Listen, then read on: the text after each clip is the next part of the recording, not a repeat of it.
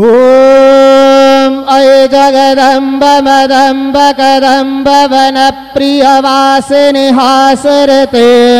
शिखरि शिरोमणि तुंग हिमालय शृंगनिजालय मध्यगते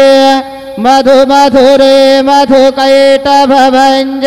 कैटभगञ्जनि रासरते जय जय हे महिषासुरमर्दिनि रम्यकपर्दिनि शैलसुते पदकमलङ्करुणानिलये वरिवस्यते अनुदिनं सुशिवे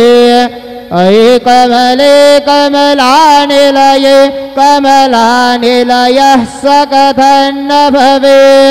तव पदमेव परं पदमित्यनुशीलयतु मम किन्न शिवे जय जय हे महिषासुरमर्दिनि रम्यकपर्दिनि शैलसुते गुरुर्ब्रह्मा गुरुर्विष्णु गुरुर्देवो महेश्वरः गुरुसाक्षात् परब्रह्म तस्मै श्री गुरवे नमः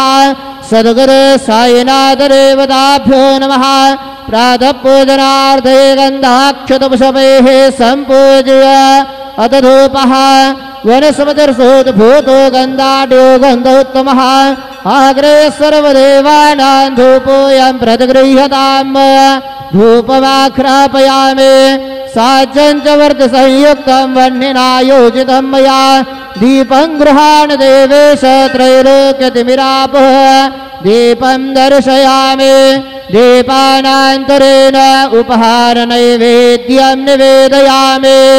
चतुष्कोणमण्डलं कृत्वा तदुपरि नैवेद्यपात्रं निधाय